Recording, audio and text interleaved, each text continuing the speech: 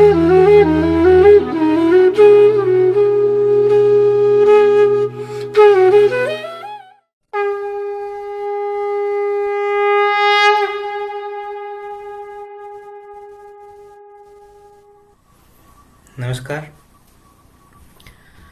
सिद्ध charitable trust के माध्यम से मैं मिलिंद देव आप सभी का हार्दिक स्वागत करता हूं। जीवन मुक्तानंद लहरी, ये श्री शंकराचार्य जी हैं, उनका स्तोत्र है। उसमें से पहले 8 श्लोक हमने पिछले पार्ट में लिए थे।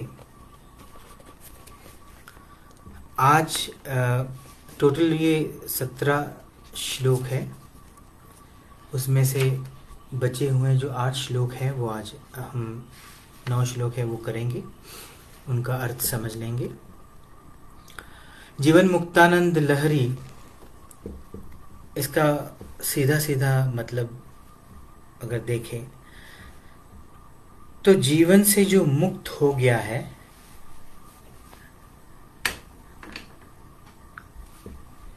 जीवन से जो मुक्त हो चुका है, उसके जीवन में आनंद की लहरें हमेशा हर पल बहती रहती हैं। मतलब वो हर पल खुश है। उसके जीवन में सुख दुख, उतार चढ़ाव, ये तो सब बाकी के सामान्य जीवन के जो परिमाण होते हैं उसके हिसाब से ही है। जैसे सामान्य इंसान अपना जीवन जीता है, वैसे ही वो अपना जीवन जी रहा है, लेकिन वो जीवन से मुक्त हो चुका है। उसका अहंकार जीव के अहंकार से निकलकर शिव के अर्थात अनंत में हो गया है अहंकार।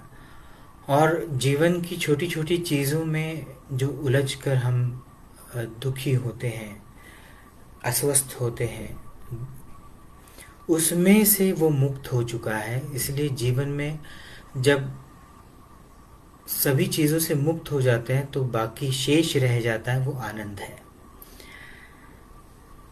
शेष शाही विष्णु हम देखते हैं तो उसका अर्थ ये भी है कि जो शेष रह गया है उसके ऊपर बड़ी खुशी से, बड़े आनंदमय तरीके से लेटे हुए विष्णु का हम चित्र देखते हैं।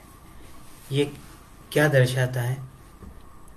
ये दर्शाता है कि जीवन के बाकी के जो जिसे हम मटेरियलिस्टिक चीज़ें कहते हैं, जीवन जीने के लिए जो जो चीज़ें लगती हैं, उसमें सिर्फ वस्तुएं नहीं हैं, सिर्फ धन नहीं है, इंसान भी है। और यहाँ का जीव का जो अहंकार है वो भी है, वो बहुत बड़ी मात्रा में अपना रोल अदा करता है। तो इन सारी चीज़ों से जब मुक्त हो जाते हैं तो शेष जो रह जाता है, बाकी जो रह जाता है, वो है जिसे हम सत्य ज्ञान कहते हैं, या आत्मज्ञान कहते हैं, या परम ज्ञान कहते हैं। उस शेष के ऊपर जो लेटा है वो अनंत है। और मुक्त होने के कारण जो समुंदर है, उसकी जिसे हम आनंदमयी लहरें कह रहे हैं, उस सागर में आनंद की लहरों के ऊपर वो शेष पे लेटा हुआ है और उसके पैर दबा रही हैं साक्षात लक्ष्मी। लक्ष्मी का सिर्फ एक अर्थ नहीं होता कि पैसा या धन, उसका अर्थ होता है जो जीवन जीने के लिए सामग्री लगती है, जीवन जीने के लिए जो भी चीज़ें लगती है, उन सारी चीज़ों को निर्माण करके हम तक पहुंचाने वाली शक्ति। अब ये शक्ति शेष के ऊपर जो लेटा है, उसके चेहरे पर मुस्कान है, आंखें बंद हैं, बड़े आराम से लेटा है। तो ये आनंद, परम आनंद में चेहरे पर मुस्कान, कोई चिंता नहीं, ऐसे आत्मज्ञान के शेष पर लेटा है। और उसके पैर दबा रही है, उसकी सेवा कर रही है ये लक्ष्मी। तो जीवन मुक्तानंद लहरी से हमें यही सीख मिलती है कि जीवन के छोटे छोटे जो घटनाएं घटती हैं या जो पल है जीवन के छोटे छोटे, इसमें हर पल खुश रहें, हर पल परम आनंद में रहें, हर पल सत्य के साथ रहें, हर पल परम ज्ञान के साथ रहने की कोशिश करें। यही इन 16 जो श्लोक है इसमें बताया गया है। उसमें से पहले 8 श्लोक हमने पिछले एपिसोड में लिए थे, जो YouTube पर हमने पोस्ट किए हैं। आपको चाहिए तो आप वहाँ पे फिर से जाके उसका अभ्यास कर सकते हैं, उसको समझ सकते हैं। और आज के जो बाकी के श्लोक हैं वो मैं पढ़ के उसका जो अर्थ नाथ जी बताएंगे वो आपके सामने प्रस्तुत कर रहा हूँ। आपके अगर कोई क्वेश्चंस रहेंगे तो कमेंट बॉक्स में आप लिखिए, उसका उत्तर अगर समय मिला तो मैं इस बार देने की कोशिश करूँगा। अगर पिछले एपिसोड के पार्ट 1 के पहले 8 स्तोत्र अगर आपने फिर से श्लोक अपने फिर से सुने होंगे और उसके अभ्यास में आपको कोई क्वेश्चंस रहे होंगे तो आप मुझे कमेंट बॉक्स में वो क्वेश्चंस डाल सकते हैं। समय बचा तो मैं उन सारे सवालों के जवाब देने की कोशिश करता हूँ। तो हमने अभी 9वां श्लोक सुनना है। कदाचित जागर्त्यां विषयकरणैः संव्यवहरन् कदाचित स्वप्न स्थानपि च विषयानेव च भजन् कदाचित सौषुप्तं सुखम अनुभवन्नेव सततं मुनीर्न व्यामोहं भजति गुरुदीक्षा क्षततमः। ये जो चौथी लाइन हम पढ़ते हैं, हर श्लोक में ये रिपीट हो रही है, पुनः पुनः आ रही है। इसमें क्या बताया वो फिर से एक बार बता रहा हूँ। जो मुनि है, जिसको गुरु दीक्षा, गुरु से जिसने दीक्षा प्राप्त की है, और क्षततमः जिसका अज्ञान दूर हो गया है, व्यामोह मतलब कोई मन में संदेह नहीं, शंका नहीं, निशंक हो गया है, निस्संदेह हो गया है, ऐसा मुनि जो है वो किसी चीज में अटकता नहीं है, मुक्त हो चुका है। चाहे वो कदाचित जागर्त्याम विषय करणैः संव्यवहरन्, व्यवहार में संव्यवहरन्, सम मतलब संपूर्णता, व्यवहार में विषय करणे, विषयों का या इंद्रियों का जो लाभ लेता है, उनसे सुख उपभोगता है। कदाचित जागृत्याम, जब जगा हुआ है, जागृत अवस्था में है, तब वो दिखता है कि इस व्यवहार में वो है इस जगत के, और विषयों और इंद्रियों का सुख उपभोग रहा है, खाना खा रहा है, मैथुन कर रहा है, सारे जो व्यवहार है लेन देन के वो कर रहा है। ऐसी सभी चीज़ों में आपको वो दिखेगा जब वो जागृत अवस्था में है। कदाचित स्वप्न स्थानपि च विषयानेव च भजन। अब ये स्वप्न अवस्था में रहेगा तो जो विषय है, सुख और दुख के विषय हैं, वो भी स्वप्न अवस्था में वो देख रहा है, उसका उपभोग ले रहा है। कदाचित सौषुप्तम सुखम अनुभवन्नेव सततम।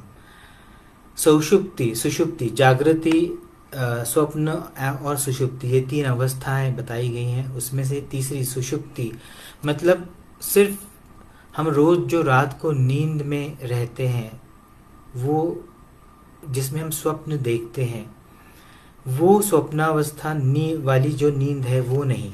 जो गहरी नींद है, जिसे हम ट्रांस कहते हैं, जिसे साधना के वक्त हम जिस ट्रांस में जाते हैं, उस ट्रांस की बात यहाँ पे हम कर रहे हैं। सुषुप्ति, बहुत गाढ़ी निद्रा जिसको कहते हैं।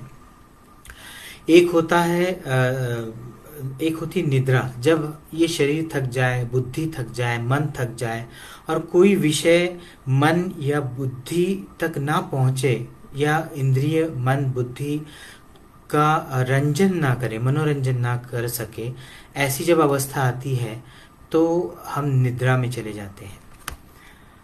मतलब अब बुद्धि को, मन को, शरीर को कुछ करने के लिए बचा ही नहीं है या उससे मनोरंजन नहीं हो रहा है, ऐसा सिग्नल इन तीनों को जाता है तो जीव निद्रा में चला जाता है।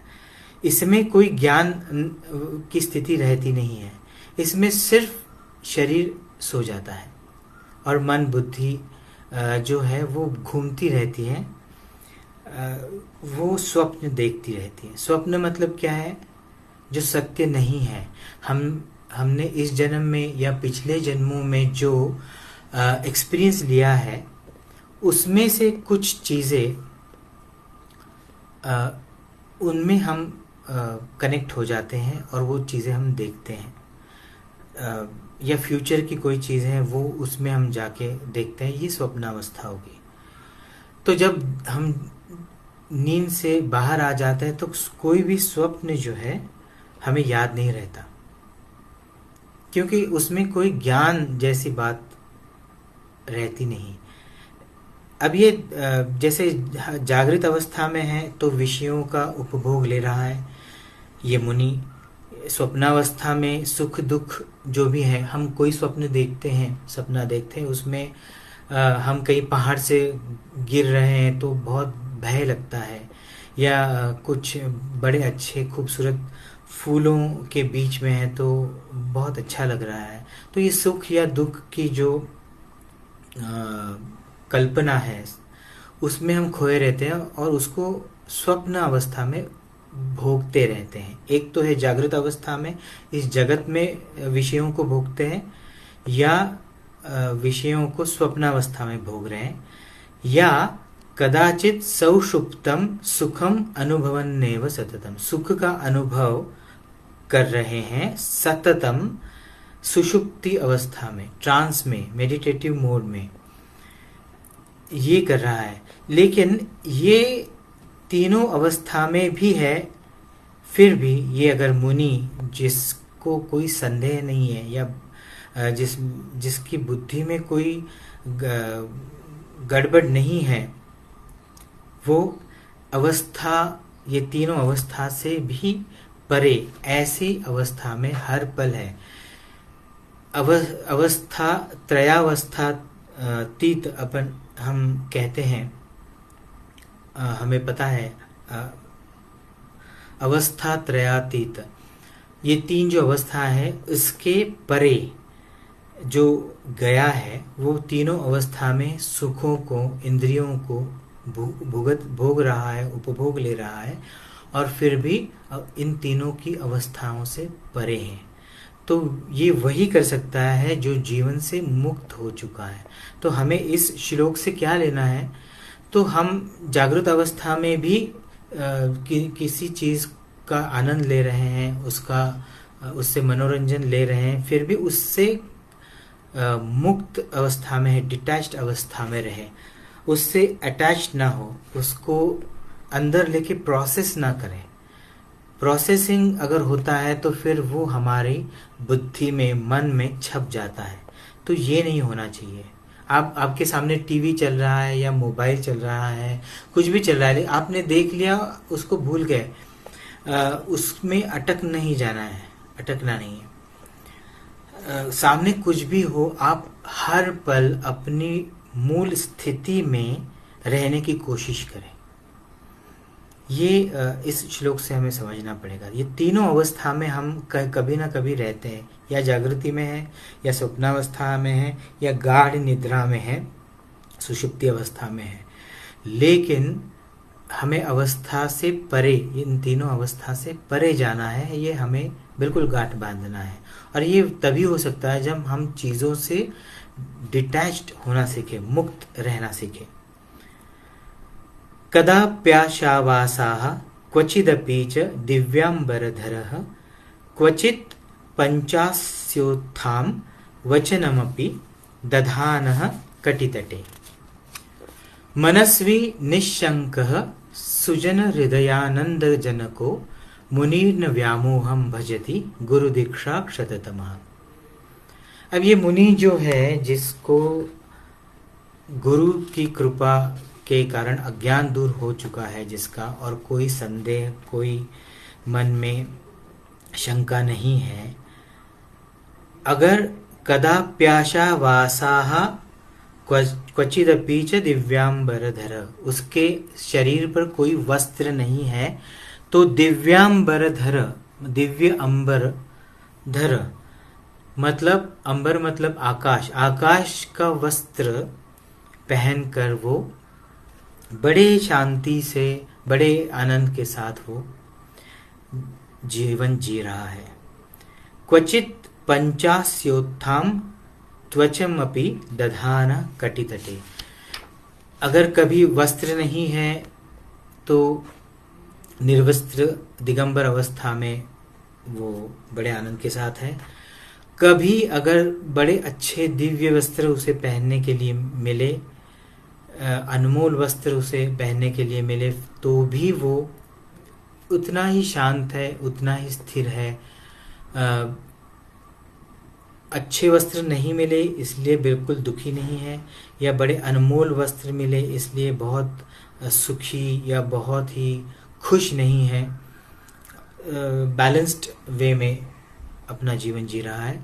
मनस्वी निशंक सुजन हृदयानंद जनको, कैसा है? मनस्वी है। मनस्वी मतलब निर्भय है, किसी चीज से उसे डर नहीं लगता, बड़े आनंद के साथ, बड़े सुकून के साथ जीवन जी रहा है।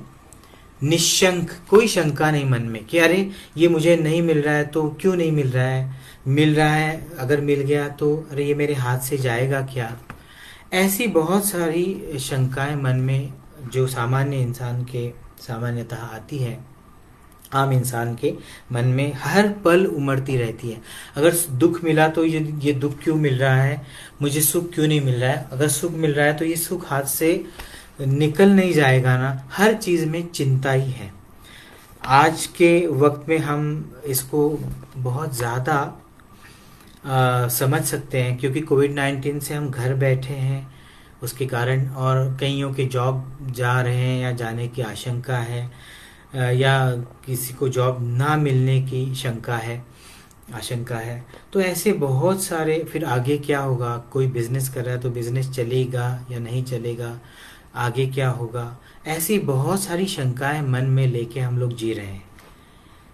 लेकिन यहाँ पे जो जीवन मुक्त है उसे पता है कि जो मुझे गुरु की कृपा से मिलने वाला है वो मिलने वाला है, और इससे मुझे कोई चिंता करने की ज़रूरत नहीं। वो देख लेंगे। नाथ जी पे मैंने इसमें जिसमें लिखा है निशंक, कोई शंका नहीं कि मेरे सद्गुरु है, नाथ जी है, और वो देखेंगे मेरे लिए जो अच्छी बात है, मेरा जो जिसमें भला होगा वो सब करेंगे। मुझे बिल्कुल डरने की कोई ज़रूरत नहीं, कोई शंका लेने की ज़रूरत नहीं। आज का पल अभी मैं जो जी रहा हूँ या जी रही हूँ वो बड़े आनंद के साथ जीना है, बड़ी मस्ती करनी है, बड़ा मज़ा लेना है। बिल्कुल गंभीर या बिल्कुल सीरियस होने की ज़रूरत नहीं। मतलब सिंसियरली और सीरियसली हम हर एक चीज़ करें। घर में आप हैं तो सभी घर के सारे सदस्यों को, जो मेल है, फीमेल्स है, बड़े हैं, बुजुर्ग हैं, सबको मैंने शायद शुरुआत में भी कहा था, फिर से दोहराना चाहूँगा। आप घर में हैं तो ये काम मेल का है या फीमेल का है ऐसा बिल्कुल दिमाग में मत लाइए। झाड़ू पोछा सब आप कीजिए, और जो करेंगे बड़े मन से, बड़ा आनंद लेके करें। गए 2-2.5 महीनों से मैं घर की हर चीज़ में हाथ बटाता हूँ। झाड़ू पोछा लगाना, बर्तन मांजना, ये सभी काम, कुछ खाने का अगर बनाना उसमें मदद करना, कटिंग, स्लाइसिंग, ये अपना रोटी या भाकरी बनाना, ऐसी सब चीज़ों में मैं मदद करता हूँ और आई एंजॉय इट निशंक मन से। अभी आगे क्या होगा, अच्छा होगा, बुरा होगा, कुछ नहीं। अभी आज हम लोग घर पे हैं, हम एक साथ हैं, सब एक दूसरे से प्रेम करें, एक दूसरे का सम्मान करें, एक दूसरे की मदद करें, और ये जो अभी पल है आज के, बड़े आनंद से गुजारने की कोशिश करें। और हर एक पल, इस जीवन के खत्म होने तक का हर एक पल ऐसे ही जीने की कोशिश करें। यही जीवन मुक्त साधक का या मुनि होने का प्रमाण है। वो मुनि जो है, जीवन मुक्त है, वो कोई आसमान से नीचे नहीं आ गया है।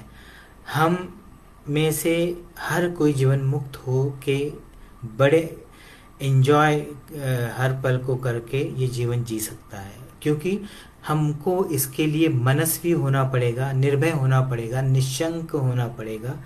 और जैसे वो एक गाना नाथ जी का पहले जो आया था, जागृत है साधको, कठिन समय बड़ा, विपदाओं भरा आने वाला है, साधना में जुट जाओ, दिव्य ध्येय की ओर बढ़ो, हर हाल विजय ही पाना है।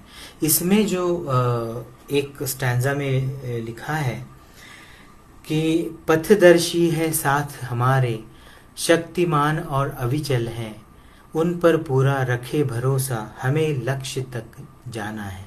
तो इसमें यही बात बताई है कि जो हमारे सद्गुरु है वो हम पर पूरी नज़र बनाए रखे हैं, मेहरबानी बनाए रखे हैं, और हमको ये भवसागर पार करके अपने अंतिम लक्ष्य तक लेकर जाने के लिए बड़े सक्षम हैं।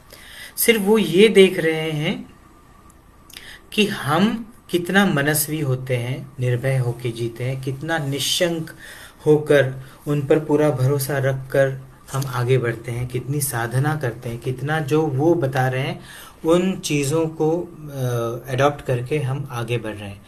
बस ऐसी चीज़ों को अगर हम समझ लें और उसके ऊपर अमल करें तो हम जीवन मुक्त बन सकते हैं। और जीवन मुक्त बने तो आनंद की लहरों में हमेशा डोलते रहेंगे, स्विम करते रहेंगे।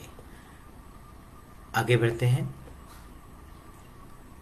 मनस्वी निशंक सुजन हृदयानंद जनको।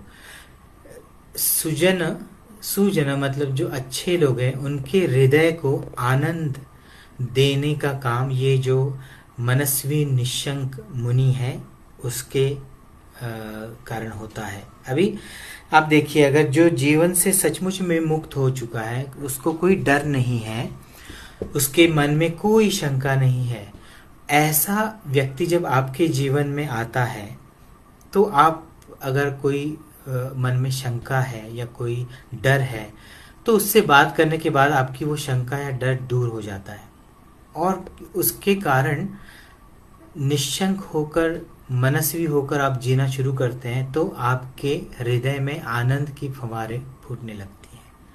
मतलब बड़े मस्त हो के हम जीते हैं। अगर आपके आसपास के सारे लोग डरने वाले हैं, उनके मन में बहुत शंका है, वो निगेटिव हैं, अब आगे क्या होगा इसकी ही चिंता में हर वक्त है, और दूसरों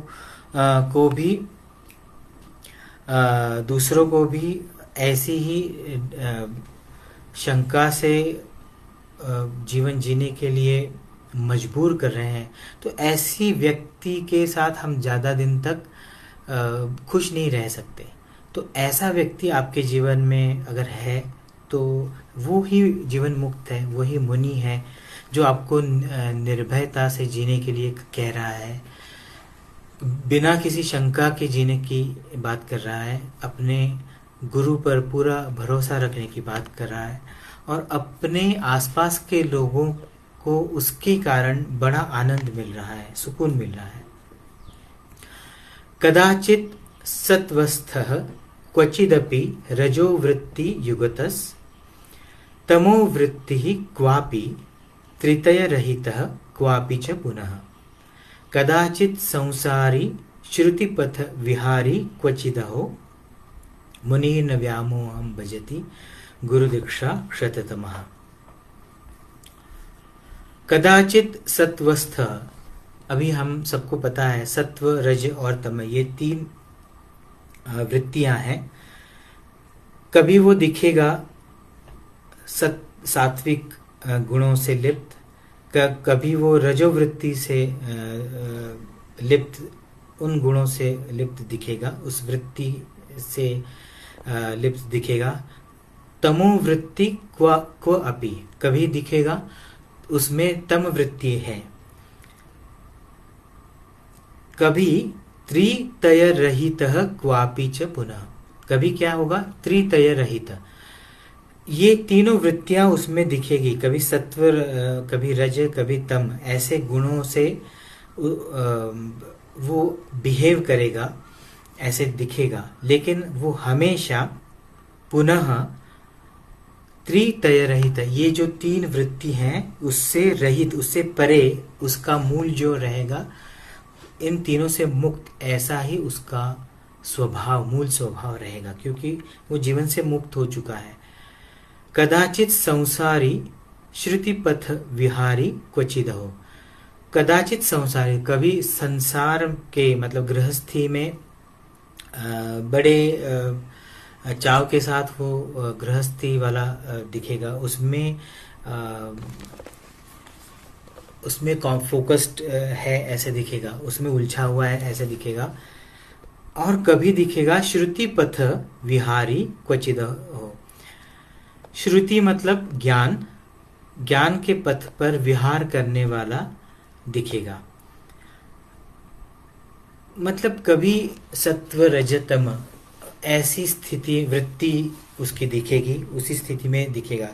अब जो जीवन से मुक्त है, उसे जीवन से मोह नहीं है, उसे इस जीवन में, जीवन जीते वक्त सामने वाले जो बाकी के इंसान हैं उनके भले के लिए या उनसे कोई हार ना हो, इसलिए कभी सत्व, कभी रज, कभी तम, ऐसे गुणों से अपने आप को दिखाना पड़ता है, ऐसे गुणों के साथ उसको बिहेव करना पड़ता है। We do as Roman, when you are in Rome do as Romans do, ऐसे जब कहते हैं उसी तरीके से है कि जिसको जिस भाषा में जो चीज़ समझ में आ रही है उसको उसी भाषा में बताना पड़ता है।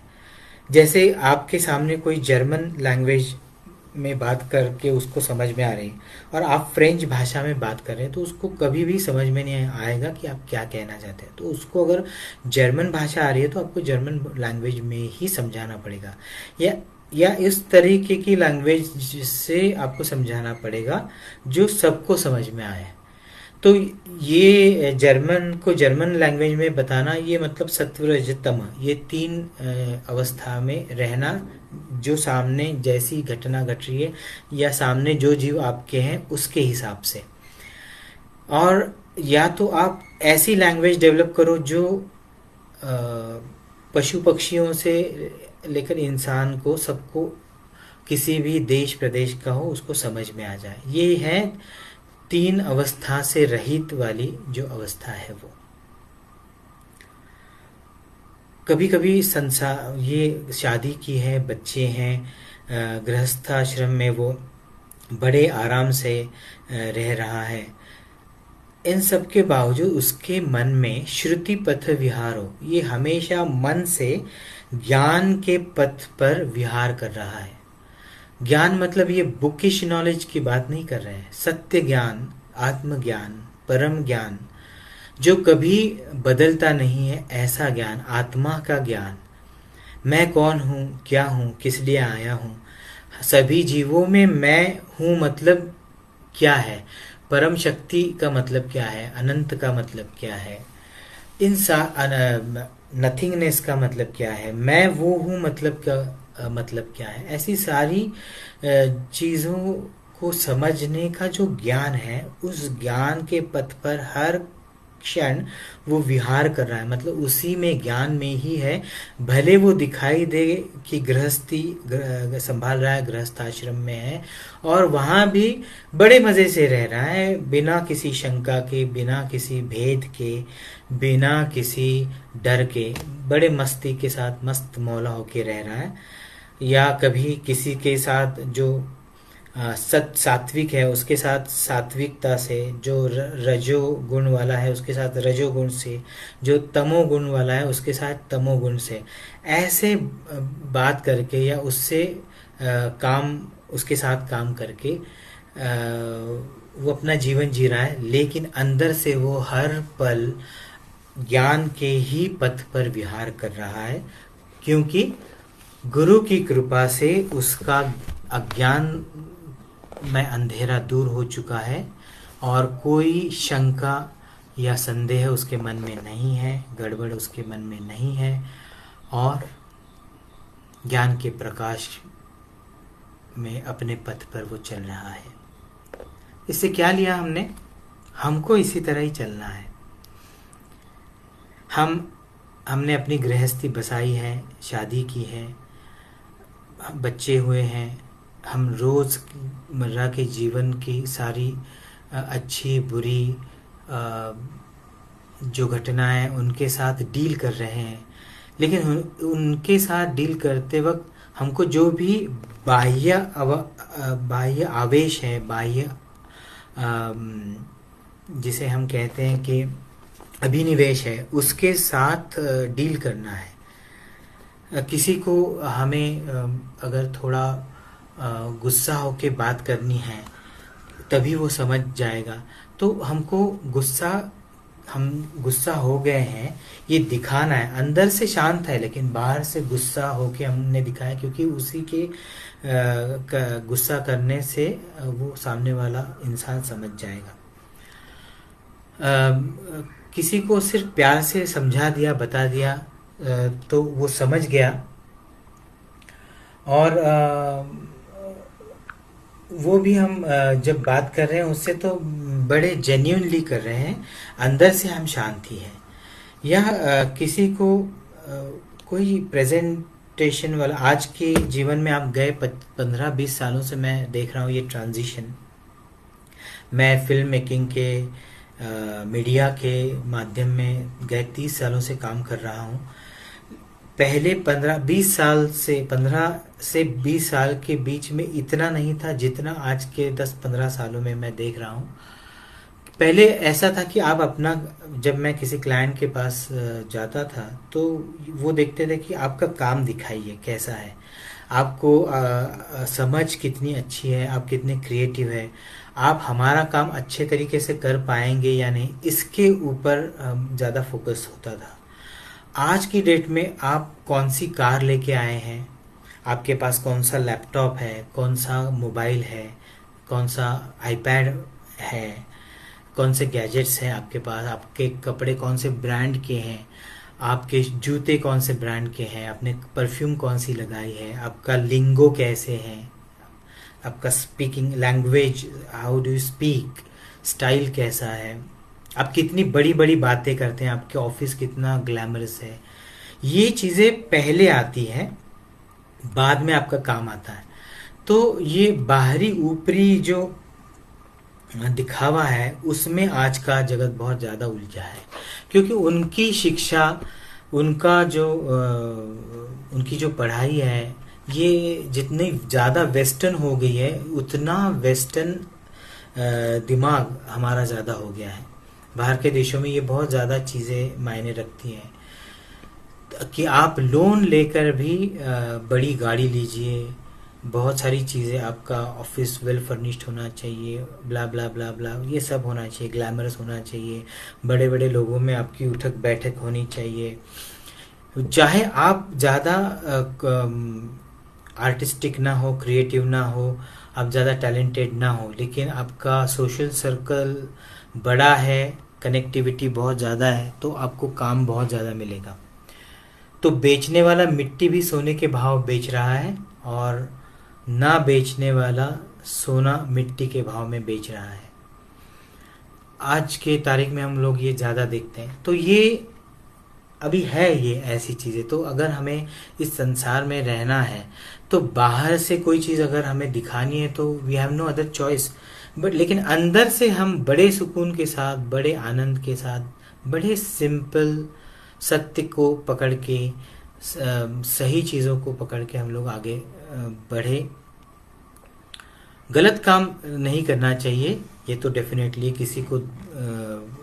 किसी का नुकसान हो, किसी का दिल दिल दुखे, ऐसे तो कुछ नहीं करना चाहिए। लेकिन जो आज की तारीख में करना जायज जो रहेगा उसको करते हुए अपना जीवन आगे जीते रहना है। अब जीवन मुक्त जो हो रहा है या हो गया है, उसकी नीड और उसकी वांट, इन दोनों में बहुत बड़ा अंतर हो गया है। उसकी कोई वांट है ही नहीं, जिसको विश कहते हैं उसकी विशेष नहीं है। उसकी नीड जो है इतनी है कि 2 वक्त की रोटी मिल जाए, छत हो अच्छा सा, और जीवन सही चले, अच्छी हेल्थ हो, मानसिक शारीरिक बौद्धिक, इतनी ही नीड है।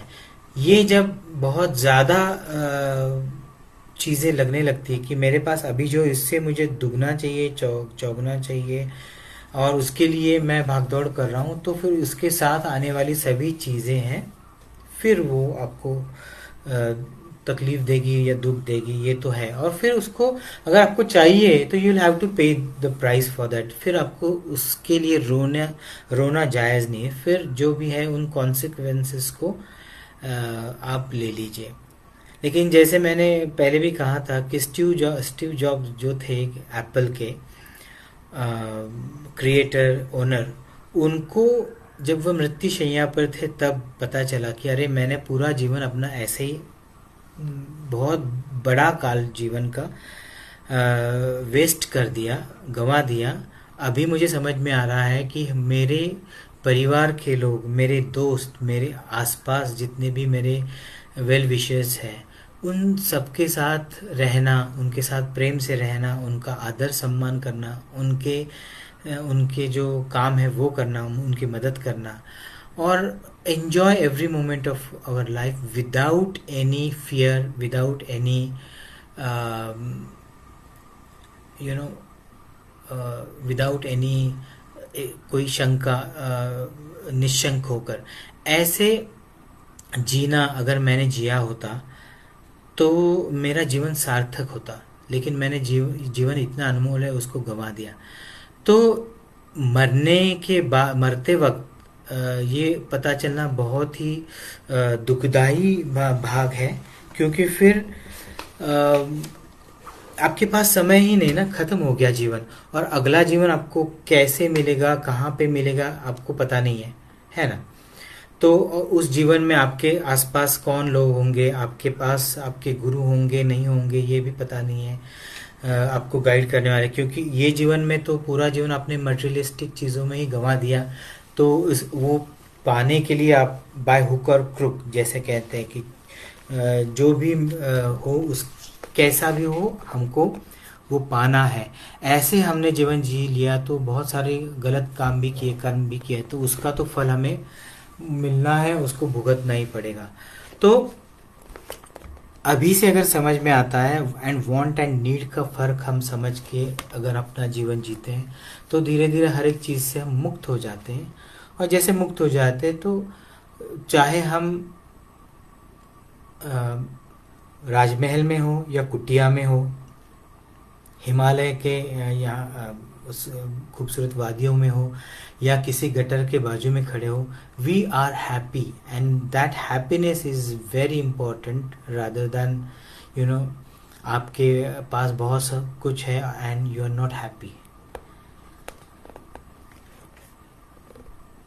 तो इस श्लोक से हमने यही सीखा कि संसार में हैं, यहाँ पे गृहस्थी संभाल रहे हैं, रोज़मर्रा का जीवन जी रहे हैं, और हमारे सामने जो भी व्यक्ति आए वो किस तरीके का है, और उसको समझ के उसके हिसाब से सत्व, रज या तम जो भी वृत्ति उस पल के लिए धारण करनी है वो करनी है, और हो गया तो फिर उससे डिटैच होना है, और मन में कोई चीज़ रखनी नहीं, निर्लिप्त भाव से ये सब करना है। क्योंकि एक ये ड्रामा चल रहा है, ये खेल चल रहा है, इस खेल में बिना किसी अटैचमेंट के हमको ये सब अच्छे तरीके से करना है। ये सिर्फ जिसका अज्ञान दूर हो चुका है वही कर सकता है, तो हमें वही करना है। इसमें 2 कथाएं तो हमको पता है। हाथी की कथा हम सबको पता है, यहाँ पे विस्तृत से नहीं बताता कि हाथी जो रास्ते से भाग के आ रहा था, बड़ा चिढ़ा हुआ था, और जो भी आसपास आ रहा था उसको कुचल रहा था। और एक गुरु अपने शिष्यों के साथ रास्ते से जा रहे थे, तो जैसे हाथी की चित्कार सुनाई दी और लोग भाग रहे हैं और ये सब मंजर दूर से देखा, तो गुरु ने बताया कि रास्ते से हट जाओ और अपनी जान बचाने के लिए भागो, उसके सामने ना आओ। सभी शिष्य जो थे वो गुरु के साथ भागे, अब साइड में भागे। एक ही शिष्य था जो रास्ते में खड़ा रहा। सभी उसको बोल रहे हैं कि अरे इधर आओ करके, लेकिन वो बोला नहीं, गुरु जी ने मुझे बताया है कि सब में आत्मा है, तो ये हाथी में भी है, तो वो समझ लेगा मुझे कि मैं भी आत्मा हूँ, वो भी आत्मा है। और सामने से सभी जो भी उसके आसपास भाग रहा था वो उसको बता रहा था कि यहाँ से भाग, अपनी जान बचा। लेकिन उसने किसी की सुनी नहीं और हाथी आया और उसको कुचल के चला गया। जब होश में आ गया तो बड़ा दुख से कर्रा रहा था। गुरु को बोला कि आपने तो कहा था ऐसे ऐसे, लेकिन वो तो मुझे कुचल गया। तो मुस्कुरा कर गुरु ने बोला कि मूर्ख, मैंने कहा था कि ये ज्ञान है कि सब में ईश्वर है, सब में आत्मशक्ति है, ये तुम्हें समझ में आ गया, लेकिन हाथी को समझ में नहीं आया था ना, तो वो कैसे तुमको आत्म तत्व समझेगा।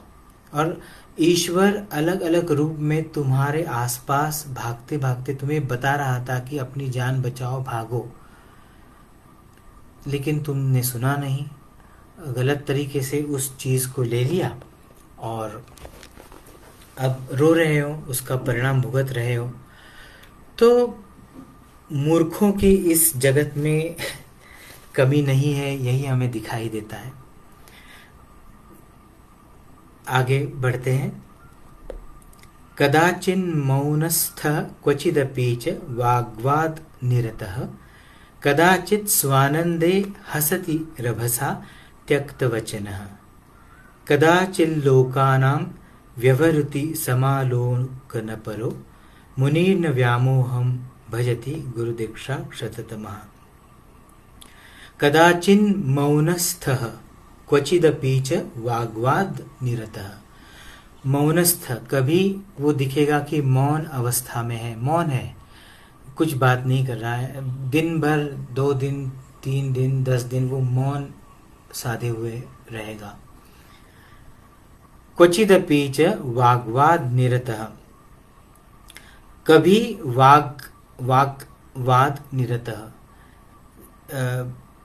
ये अपनी वाणी से, अपनी रस भरी वाणी से, अपनी जोशपूर्ण वाणी से सबको प्रभावित करेगा, ऐसे दिखेगा। कभी मौन रहेगा, ऐसे दिखेगा।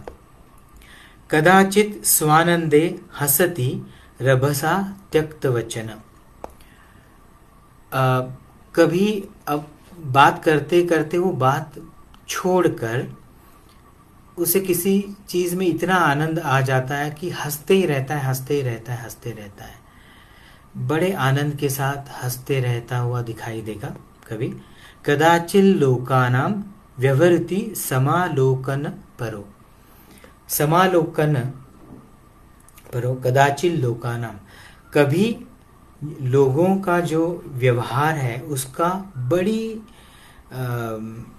बारीकी से वो निरीक्षण करता रहेगा, अभ्यास करेगा कि लोग कैसे व्यवहार में कैसे बात करते हैं, कैसे बिहेव करते हैं, जो बोल रहे हैं वैसे ही वो कर्म कर रहे हैं या उसके विपरीत कर्म कर रहे हैं। ऐसी बहुत सारी चीज़ों का बारीकी से वो निरीक्षण करेगा। अभी इस श्लोक में क्या है, कभी मौन रहेगा, कभी अपनी वाणी से सबको प्रभावित करेगा, कभी बात छोड़, जो बोल रहा है वो बात छोड़ के उसको हंसी आ जाएगी तो हंसता ही रहेगा, और कभी लोगों को बड़ी बारीकी से उसका अभ्यास करेगा। अभी ये जो अच्छा इंसान है, जो मुक्त हो गया है, मुनि है, और जो सही ढंग से जीवन जीने की कला सीख गया है, वही ये करेगा। जहाँ पे हमें समझ में आ गया कि इस इंसान से वाद विवाद करना मूर्खतापूर्ण होगा, वहां पे वो मौन रहेगा, कभी बात नहीं करेगा, या कभी अपने आप को प्रूव करने की कोशिश नहीं करेगा कि मैं जो बोल रहा था ये सही है, आप बोल रहे हो वो गलत है, या मैं आपने जो मेरे बारे में आपने समझ लिया है वो गलत कैसे है, कुछ नहीं बोलेगा। उसको वो इंसान है, उसके व्यवहार से, अब ये तीसरी लाइन जो है वो पहले समझनी चाहिए कि हम जीवन में रोज अपने आसपास के सभी लोगों से मिलते रहते हैं, और बहुत बार उन्हीं लोगों से हम वाद विवाद करते रहते हैं, उन्हीं लोगों से उन्हीं चीज़ों के ऊपर हम लोग विवाद करते रहते हैं, झगड़ते रहते हैं। हमें ये पता है कि सामने वाला इंसान है, उसको इन बातों से चिढ़ होती है और वो कभी इस बात से सहमत नहीं होता, लेकिन हम लोग अज्ञानता के कारण या मोह के कारण अपना पॉइंट प्रूव करने के लिए उनसे विवाद करते रहते हैं। ये जो जीवन मुक्त है वो इंसान को उसकी नज़रों के भीतर झांक के देखता है, उसके दिमाग को पढ़ता है, उसकी सोच कैसी है, उसका व्यवहार कैसा है, उसका आचरण कैसा है, इसका बारीकी से अभ्यास करता है, और समझ में आता है उसको कि इस इंसान को किसी भी चीज़ की बहुत ज़्यादा समझ नहीं है, बहुत ऊपरी ऊपर उसका ज्ञान है, तो फिर उससे वो वाद विवाद नहीं करता, बड़ा मौन रहता है। ये एक बात हो गई व्यवहार में। दूसरी बात है, मौन का दूसरा अर्थ है सिर्फ मुंह से बात करना नहीं, दिमाग हमारा जो हर पल कुछ ना कुछ बात अंदर लेता है, उसको प्रोसेस करता रहता है, तो बिल्कुल प्रोसेस नहीं करना है, मुक्त होना है, डिटैच्ड होना है और मौन हो जाना है। मौन सिर्फ मुंह से नहीं होना है, विचारों से, बुद्धि से होना है। तो अननेसेसरी थिंकिंग प्रोसेस जहाँ पे चल रही है, उसको, उसका प्रोसेसिंग चल रहा है, उसको कट करके मौन हो जाना है। कभी वो अपनी वाणी से सबको प्रभावित करता है। ये लीडरशिप की क्वालिटी है, जहाँ पे जो चीज़ बोलनी है, जिसके कारण वहाँ पे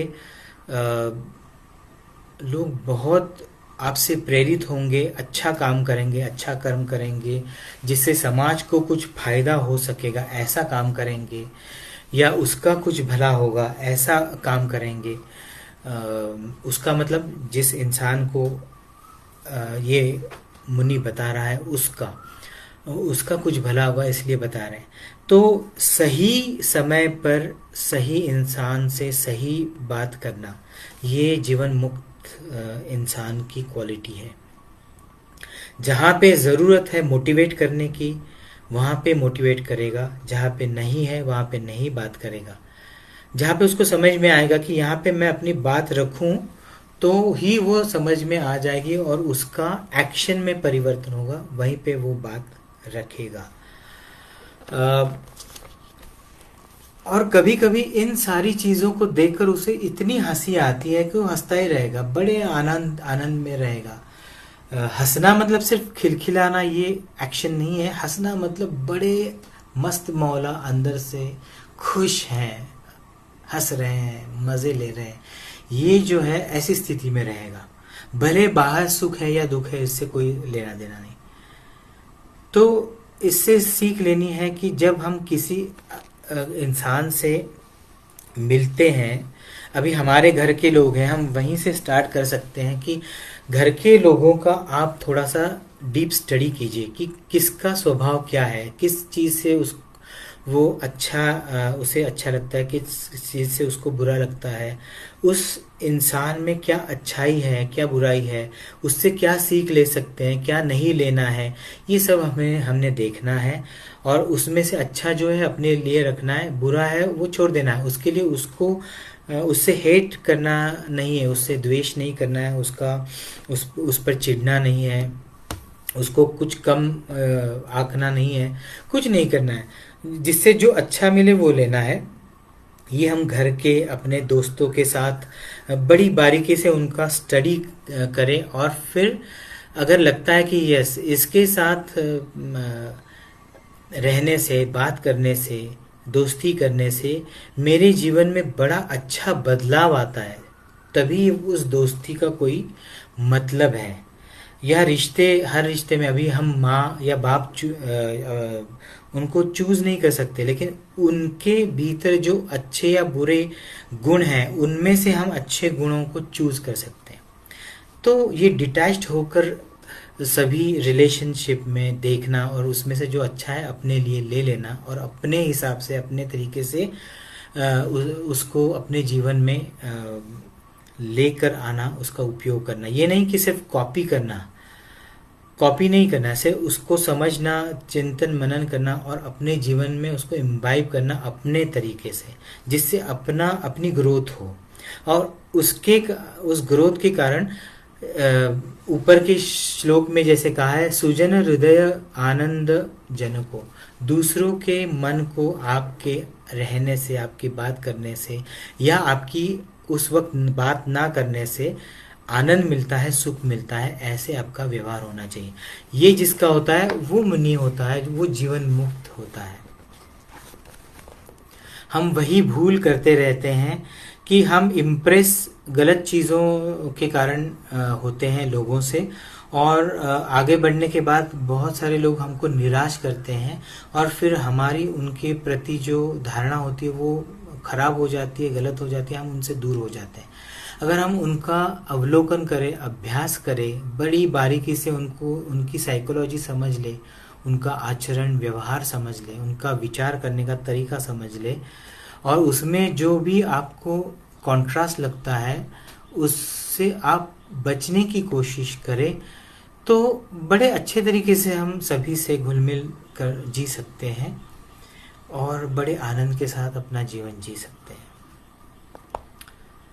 कदाचित शक्तीनां विकच मुख पद्मेषु कवलान् क्षिपंस्तासां क्वापि स्वयमपि च गृह्णन् स्वमुखतः तदद्वैतं रूपं निजपरविहीनं प्रकटयन् मुनिर्न व्यामोहं भजति गुरुदीक्षा क्षततमः। कदाचित शक्तीनां विकच मुख पद्मेषु कवलान्, कवलान् मतलब जो खाना है वो मुंह में भरना, जैसे छोटे बच्चे को हम खिलाते हैं, खाना खिलाना।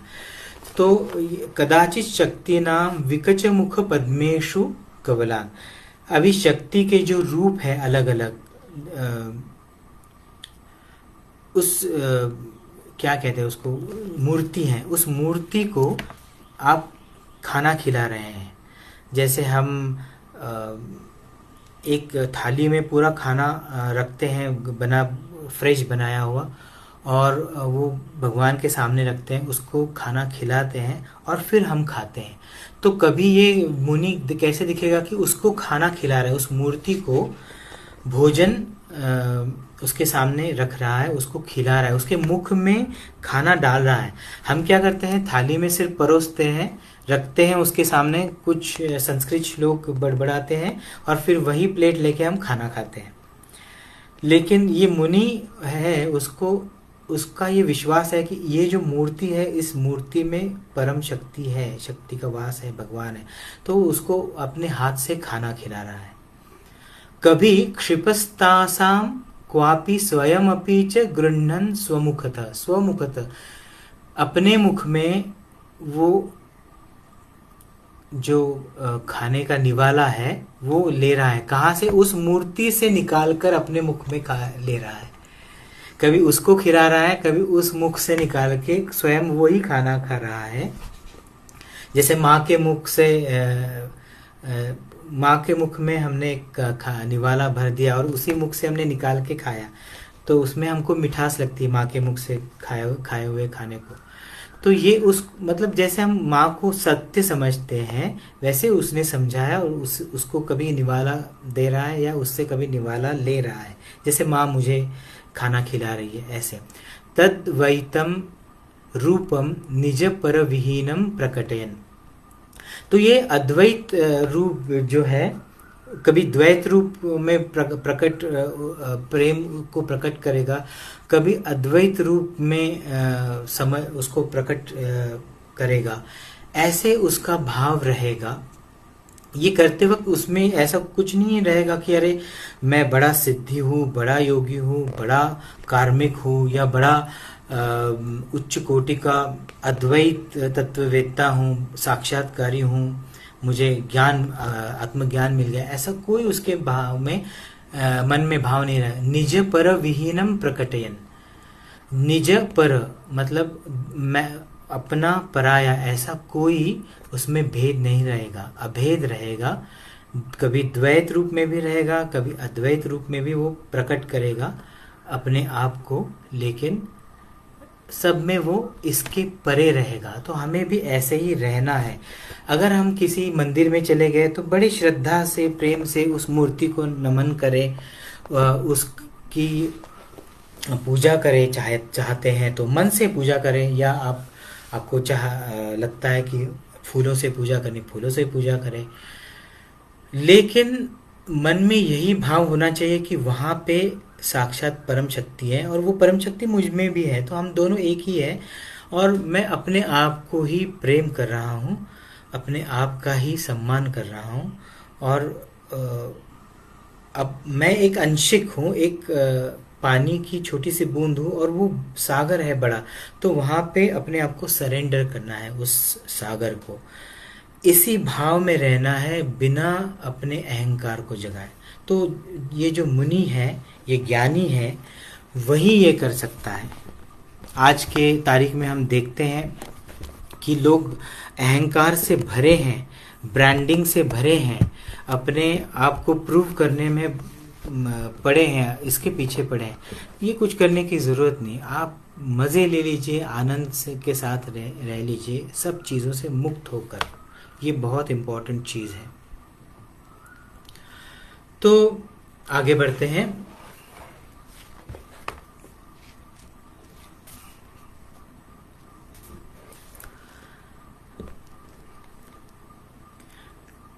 क्वचित् शैवैः सार्धं क्वचिदपि च शाक्तैः सह रमन्, कदा विष्णोर्भक्तैः क्वचिदपि च सौरैः सह वसन्,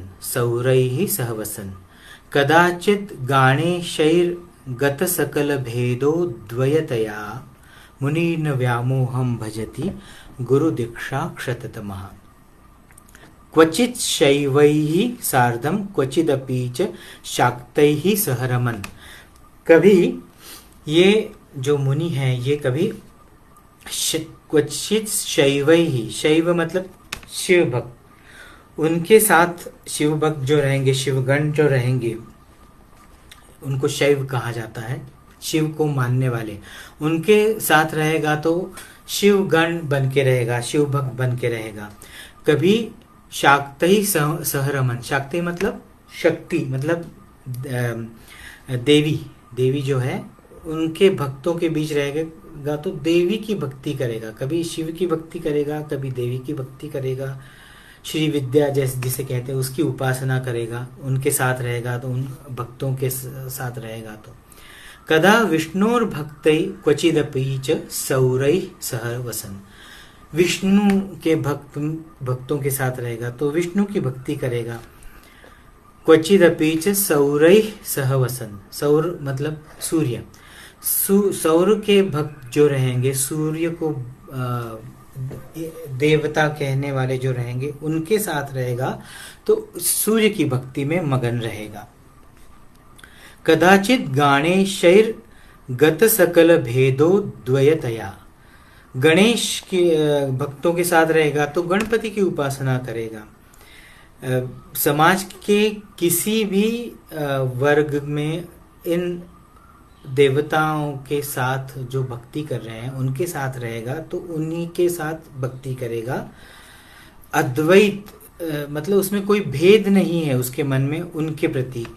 हमें पता है बहुत सालों से शैव या हरिहर ये भेद, हरिहर भेद कहते हैं। हर वाले कहते हैं कि हर ही है, हरि कोई नहीं है। हरि वाले कहते हैं हरि है, हर नहीं है। विष्णु वाले कहते हैं शिव कुछ नहीं है, विष्णु ही सबसे महान है। शिव वाले कहते हैं कि शिव महान है, विष्णु कुछ नहीं है। शक्ति वाले कहते हैं शक्ति सबसे महान है, बाकी ये कोई देवी देवता है मायने नहीं रखती। या गणेश भक्त है, वो कहते हैं कि सिर्फ गणेश ही है जो संकट मोचन करने वाले हैं। तो सुख करता दुख हरता वार्ता विघ्नाची नुरवी पुरवी प्रेम कृपा जयाची। ये सारा क्या लिखा है? गणेश के भक्त ने ही लिखा है ना, ये गणपति ने खुद ने नहीं लिखा है, किसी भक्त ने लिखी है आरती। आरती मतलब क्या है? आरती मतलब स्तुति है कि कैसे ये भगवान बड़े हैं, बाकी सबसे बड़े हैं, और वो कैसे दुख हरने वाले, सुख देने वाले और संकट से मुक्त करने वाले, ये सब स्तुति दी है। ये स्तुति क्या है? हमको जैसे नाथ जी ने कहा स्तुति में नहीं स्थिति में रहना है। स्तुति आप करते हैं जब आपको कुछ अचीव करना है, लेकिन जिसने ये लिखा है, जैसे रामदास स्वामी ने अगर लिखा है, तो ये तो उनकी परम आनंद की स्थिति में उनके मुंह से आए हुए ये शब्द है। जैसे उन्होंने साक्षात शिव जी को ध्यान में देखा, उनका एक आकार स्वरूप देखा या शक्ति स्वरूप देखा, और वो देखने के बाद उनके मुंह से उनकी ये तारीफ निकल गई। तो उसमें उनको तारीफ करके शिव जी से कुछ प्राप्त नहीं करना था। वो जो रूप देखा, मनोहर रूप देखा, नयन मनोहर कहते हैं, वो देखने के बाद मुंह से वो अपने आप ही शब्द निकल गए। लेकिन आज हम क्या करते हैं? वो आरती का गाना इसलिए गाते हैं क्योंकि हमें लगता है कि वो गाना गाने से हम उसकी चापलूसी करेंगे उस देवता की, और देवता खुश होकर हमारे सारे विघ्न जो है उनका हरण करेंगे। लेकिन अगर भगवान ज्ञानी है, हम कह रहे हैं हर बार, जो ज्ञानी है वही भगवान है, परम शक्ति है, तो उसको आप फूल बना सकते हैं, मूर्ख बना सकते हैं? नहीं बना सकते। आपके अंतर में, आपके मन में आप मुक्त हो गए जीवन से और बड़े आनंद के साथ निर्भय होकर, मनस्वी होकर जी रहे हैं, अंदर से निर्लिप्त होकर जी रहे हैं और सबसे प्रेम कर रहे हैं, सबसे बड़े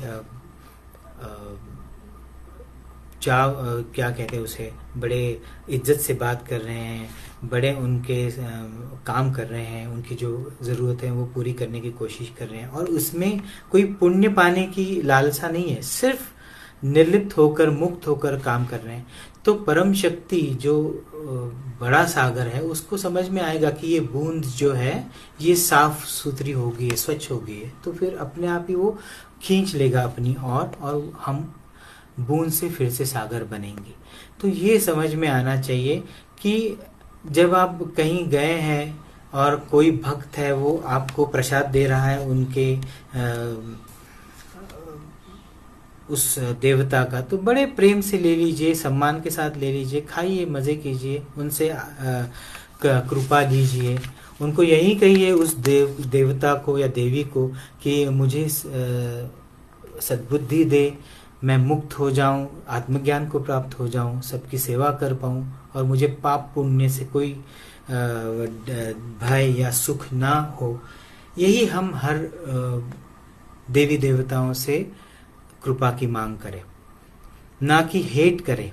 हरि वाले शिव और वैश्य ये वाद विवाद तो सालों से, सैकड़ों हजारों सालों से चला आ रहा है। ये तो अज्ञानता का दर्शन दे रहे हैं ना, ये निदर्शक है अज्ञानता का कि शिव ही है, विष्णु नहीं है, विष्णु ही है, शिव ही नहीं है। जो एक ही है वो अलग अलग रूप में, इसी के बारे में आगे बताया, वो मैं बताता हूँ। कहीं इस स्तोत्र में, इन श्लोकों में कहीं भी अपूर्णता नहीं है, कुछ भी छूटा नहीं है। निराकारं क्वापि क्वचिदपि च साकारम् अमलं निजं शैवं रूपं विविधगुणभेदेन बहुधा कदाश्चर्यं पश्यन् किमिदमिति रुष्यन्नपि कदा मुनिर्न व्यामोहं भजति गुरुदीक्षा क्षततमा। जिसको ज्ञान हो गया है वो कभी निराकार निर्गुण निराकार रूप जो है उसको देखता है, उसको समझता है। कभी साकार ममलम जो आकार में आया है उसमें भी उसी ब्रह्म को, उसी आत्मा को, उसी परम शक्ति को जानता है, समझता है, उसको महसूस करता है। आकार हो, निराकार हो, साकार हो, सभी में वो अनंत को समझता है, जानता है, महसूस करता है। निजम शैवम रूपम विविध गुण भेदेन बहुधा,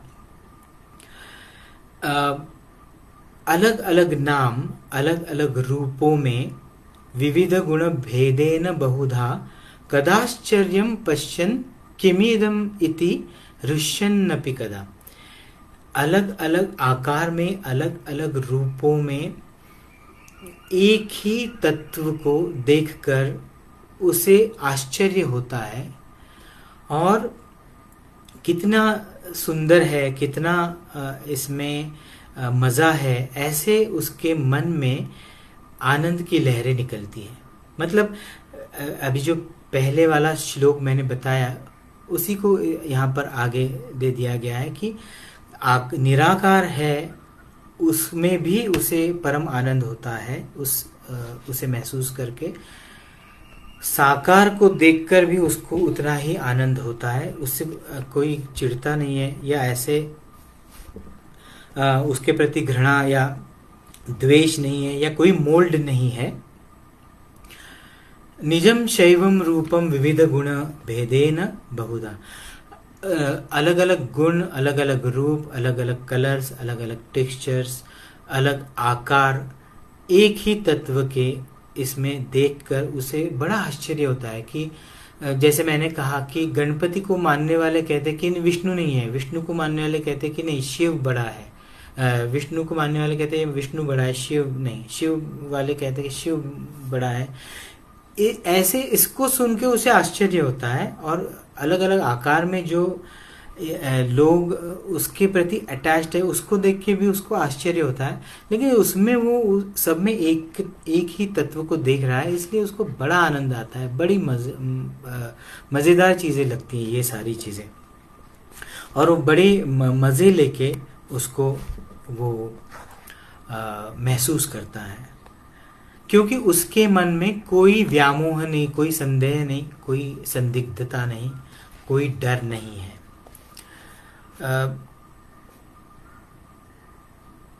कदा, अब ये 16वां श्लोक है, ये बताने के बाद मैं कुछ चीज़ों को बताऊंगा। और कदा द्वैतम पश्यन्नखिलमपि सत्यम शिवमयम महावाक्यार्था नाम वगति समभ्यासवशतः गतद्वैताभासः शिव शिव शिवेत्येव विलपन् मुनीन व्यामोहं भजति गुरुदीक्षा क्षततमा।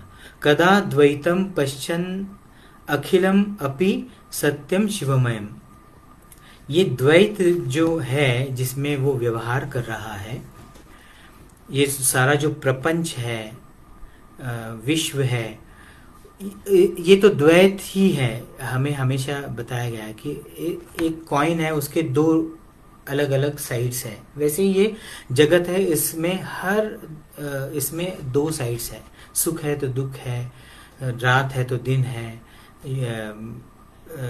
जीवन है तो मृत्यु है। ऐसे अलग अलग द्वैतों से ये सारी दुनिया भरी है और ये व्यवहार जो है ये द्वैत में ही चलता है, लेन देन के हिसाब में ही चलता है। इसे ये मुनि जो है वो देख रहा है, लेकिन उसे ये पता है कि ये जो दिख रहा है ये सत्य लग रहा है, लेकिन ये सत्य नहीं, ये आभास है। सत्यम शिवमयम, सत्यम शिवम सुंदरम, जो हमें ये लाइन पता है, सत्य जो है वो शिव है, शिव जो है वो सुंदर है। सत्य एक ही है, कभी बदलता नहीं है और इसीलिए वो शिव है। शिव का मतलब मैंने बार बार बताया है, अभी फिर से नहीं बताता। लेकिन यहाँ पे एक अलग बात बताता हूँ मैं, बड़ी इंटरेस्टिंग बात है। शिव का मतलब हमें जो नाजी ने बताया, शिव अधिक ई, शिव मतलब डेड और ई मतलब शक्ति, मतलब मटेरियल एंड शक्ति, इन दोनों के एकत्रित होने से शिव हो जाता है।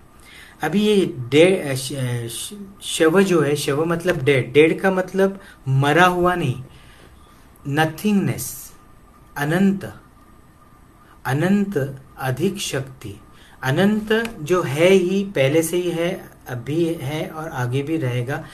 उसका ना कोई जन्म हुआ है, ना कोई उसकी मृत्यु है, उसका कोई आकार रंग रूप कुछ नहीं है, वो है, सदा के लिए है।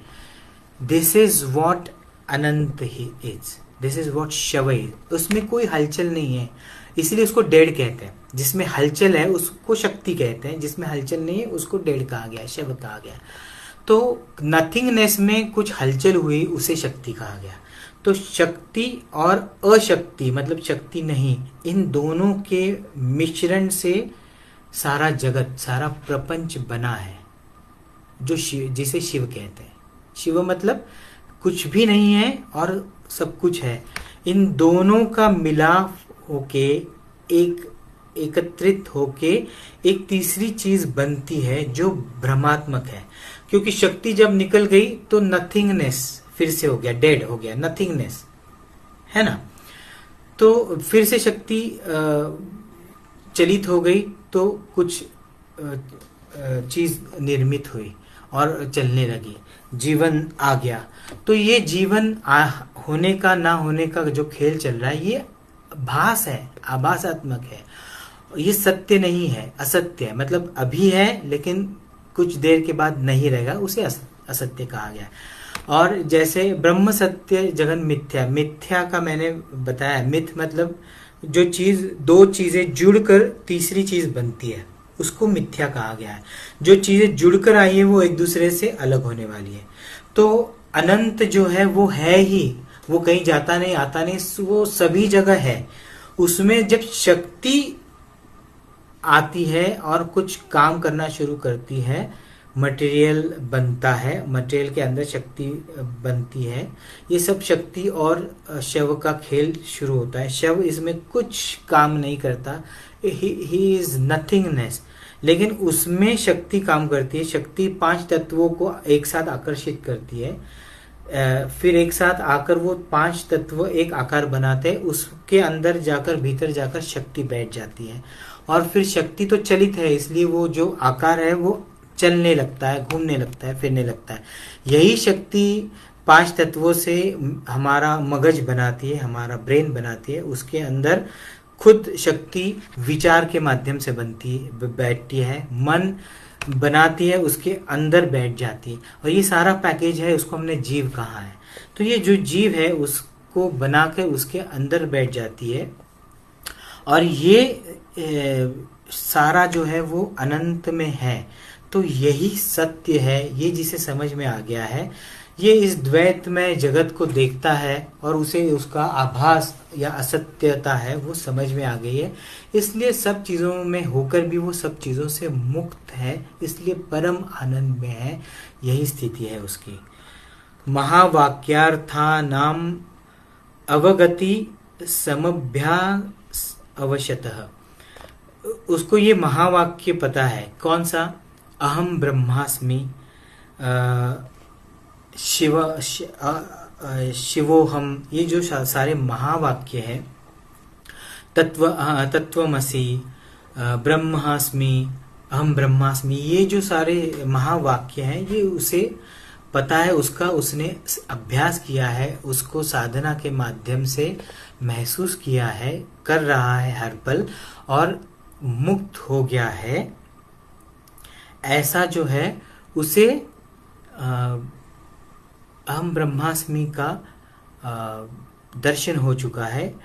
अभी अहम, ये सारे अहम आपने अगर देखे तो अहम मतलब मैं, तो हर जीव में अहम है ना। हर जीव अहम करता है, मैं हूँ। तो हर जीव का अहम अगर हम एक दूसरे के साथ उसको मिला ले, तो सारी सृष्टि में जितने जीव हैं उनके सारे अहंकार हम एक साथ जोड़ के ले लें, तो जो जितना बड़ा अहम हो जाएगा, फिर पृथ्वी का एक अहम है, सारे ब्रह्मांड का एक अहम है, अनंत ब्रह्मांड का एक हर एक का अहम है, वो सारे अहम एक साथ जोड़ दिए तो वो परम अहम हो गया है, परम अहंकार। अभी उस आकार को हम देख नहीं सकते क्योंकि परम है, इनफाइनाइट है, तो वो आकार क्या हो गया, निराकार हो गया, क्योंकि उसका आकार नहीं है। अभी मैं हूं इस शरीर में, तो इस शरीर का कोई आकार है, उसका एक लिमिट है, लेकिन 128 करोड़ लोगों के अहम एक साथ आ गए तो उसका कितना बड़ा आकार बन जाएगा। ऐसे करते करते हम अनगिनत ब्रह्मांडों के हर एक कण कण में जो अहम है उसको जो एक साथ जोड़ दे तो वो परम अहंकार हो जाएगा, जिसका कोई आकार नहीं है, वो निराकार है। हाँ, तो ये निराकार जो है वही सत्य है, इसी सत्य को उसने समझ लिया है। इसीलिए अहम ब्रह्मास्मि, मैं ही ब्रह्म हूँ, शिवोहम, मैं ही शिव हूँ। ये सारे महावाक्य उसने सिर्फ कान से सुने नहीं, ये आंखों से देखे नहीं, या मुंह से वो बोल नहीं रहा, बड़बड़ा नहीं रहा है, उसको वो महसूस कर रहा है। गतत द्वैत आभास शिव शिव शिवेत्येव विलपन, विलाप कर रहा है किस चीज का, शिव शिव और शिवेत्येव, शिव छोड़ के बाकी के भी जो शब्द हैं उनका चैंटिंग कर रहा है, क्योंकि द्वैत का आभास जो है वो उसके मन से निकल गया है और अद्वैत स्थिति में वो पहुंच गया है। इसलिए शिव कहा, हरि कहा, शक्ति कहा, देवी कहा, गणेश कहा, विष्णु कहा, शंकर कहा, कुछ भी कहा तो सब एक ही है। ये अद्वैत भाव उसके मन में पूरी तरह से जाग गया है, इसे ही आत्मज्ञान कहा गया है। जो अभी सारे अहंकार को एकत्रित किया गया तो कितना परम अहंकार हो जाएगा जिसका कोई आकार नहीं। उसको बार बार सुनिए और नाथ जी क्या बता रहे हैं वो आप समझ लीजिए, क्योंकि ये मैंने कहीं पढ़ा नहीं है या मैं इसके बारे में मैं सोच के आपसे बात नहीं कर रहा हूँ। ये सब स्पॉन्टेनियसली जो नाथ जी बता रहे हैं वो आपके पास मैं सिर्फ पहुंचाने की कोशिश कर रहा हूँ। तो इन सारे जितने भी सेशंस हो गए उसको बार बार सुनिए, क्योंकि उसको सुनने से, उसका चिंतन करने से, मनन करने से और साधना के ध्यान के माध्यम से उस तक पहुंचने से, जुड़ने से हम जीवन मुक्त हो सकते हैं। तो ऐसे कोई भी आप कभी हरि कहिए, कभी हर कहें, कभी विष्णु कहें, सब एक ही है। जैसे पहले 15वें श्लोक में कहा कि अलग अलग गुणों से अलग अलग रूपों में देखकर उसको उससे भी आनंद आता है, हर्ष होता है, क्योंकि सब में एक ही है। ये अद्वैत भाव उसके मन में अपने आप ही जगह है, तो उसको किसी भी नाम लेने से कोई अचरज नहीं होता, हिचकिचाता नहीं, कोई प्रॉब्लम नहीं है। सभी नाम लेते वक्त वो बड़े आनंद के साथ उससे जुड़ जाता है। श्री कृष्ण गोविंद हरे मुरारे ऐसे हम कहते तो कृष्ण के या विष्णु के सारे नाम हम इसमें लेते हैं या कृष्ण के नाम लेते हैं, लेकिन हरिहर विभेद भावान, इसमें हरिहर ये दोनों एक ही है, एक ही कॉइन के दो रूप है। ये जिसको समझ में आ गया वो हरि कहेगा तो भी उसको बड़ा आनंद आएगा, हर कहेगा तब भी बड़ा आनंद आएगा। इमाम मुक्तावस्थाम परम शिव संस्थाम गुरु कृपा सुधा पांगा वाप्याम सहज सुख वाप्याम अनुदिनम मुहुर्मज्जन मज्जन भजति सुकृतैश्चेन्नर वरस तदा त्यागी योगी कविरिति वदन्तीह कवयः।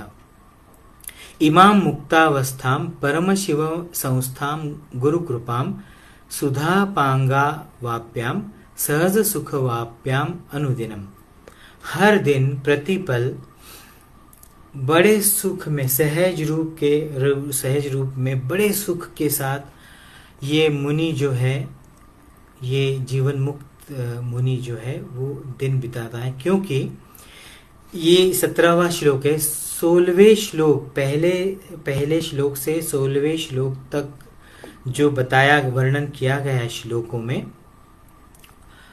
ये जीवन से मुक्त अवस्था जो है वो कैसे उसको पा ले हम, और जिसने ये मुक्तावस्था पा ली है वो कैसा इंसान है, कैसा मुनि है, उसका वर्णन उसमें दिया गया है।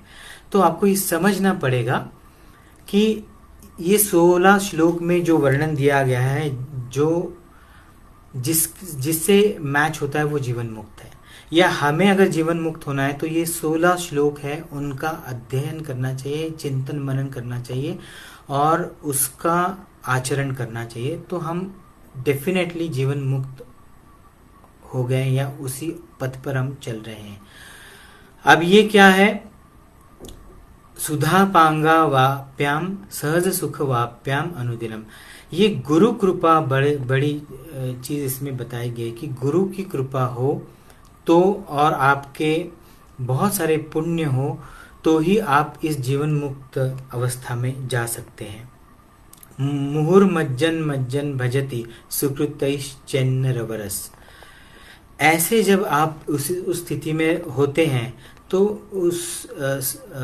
इसमें तो सुकृत का मैंने उल्लेख ऑलरेडी किया है कि जिसके पुण्य होते हैं अनंत के, उसको ही गुरु कृपा मिलती है, और जिसको गुरु कृपा मिलती है वही मुक्त अवस्था में चला जाता है, और जो मुक्त हो गया वही उसने ही मोक्ष पा लिया। तो ये 16 श्लोकों को बार बार सुनना है, उसका आचरण करना है। और ये अगर आप मुक्तावस्था में चले गए तो कैसे रहेंगे? सेल्फ एनलाइटेंड हो जाएंगे, एनलाइटेंड हो जाएंगे, आप एक सिद्ध हो जाएंगे, सेल्फ एनलाइटेंड हो जाएंगे, और उसी सुख में, अनंत के सुख में, ब्रह्म सुख में, उसी स्थिति में आप विहार करते रहेंगे हर पल, उसी आनंद की लहरों में आप विहार करते रहेंगे। और तदा त्यागी योगी कविरिति वदंतीह कवयः। ऐसे मुक्त अवस्था के लोगों, जो मुक्त अवस्था के मुनि हैं, उनको लोग क्या कहते हैं? त्यागी योगी या साक्षात्कारी कहते हैं, ब्रह्म साक्षात्कारी कहते हैं, आत्म साक्षात्कारी कहते हैं। मौने मौनी गुणिनि गुणवान, आखिरी श्लोक है। मौने मौनी गुणिनि गुणवान पंडिते पंडितश्च दीने दीनः सुखिनि सुखवान भोगिनी प्राप्त भोगः। मूर्खे मूर्खो युवतिषु युवा वाग्मिनी प्रौढ़ वाग्मी धन्य कोपि त्रिभुवन जयी योवधूतेव धूतः। अभी ये सारा निचोड़ है कि इसका लिटमस टेस्ट जैसे बताया कि जो सच में जीवन मुक्त हो गया है वो कैसे होगा। मौने मौनी, कोई मौन धारण किया हुआ है तो उसके साथ वो मौन रहेगा। गुणिनी गुणवान, जो गुणवान है उसके साथ वो अपने गुणों से भरपूर, वो भी उसके साथ गुणी बन के रहेगा। पंडिते पंडितश्च, पंडित जो रहेगा उसके साथ पांडित्यपूर्ण बात करेगा, वो पंडित का भी पंडित बन के रहेगा। दीने दीनः, जो बड़ा दुखी है उसके साथ उसके दुख में वो दुखी होगा, उसका दुख निवारण करने की कोशिश करेगा। सुखिनी सुखवान, जो सुखी है उसके साथ सुखी रहेगा, मतलब उसके सुख में वो अपना सुख मानेगा, उससे जलेगा नहीं, उससे जलन नहीं होगी उसको, बल्कि उसके सुख में उसको अपना सुख दिखेगा। भोगिनी प्राप्त भोग, जो भोग रहा है उसके साथ वो भी अपना भोगों का उपभोग लेगा, उसमें कोई उसको कोई गिल्ट आने की जरूरत नहीं कि अरे मैं आध्यात्मिक इसमें चल रहा हूँ पथ पर तो मैं सिर्फ खराब वस्त्र ही पहनूं, भले मेरे पास अच्छे वस्त्र हो तो मैं वो ना पहन के फटे हुए खराब पहनूं तभी मैं मुनि लगूंगा। नहीं, आपको अच्छे वस्त्र मिले आप अच्छे वस्त्र पहने, लेकिन उसके लिए आप अहंकारी ना हो और अगर सीधे साधे कपड़े मिले तो भी आप दुखी ना हो, बड़े शांत स्वभाव में बड़े अच्छे मन के साथ आप जीवन जिए।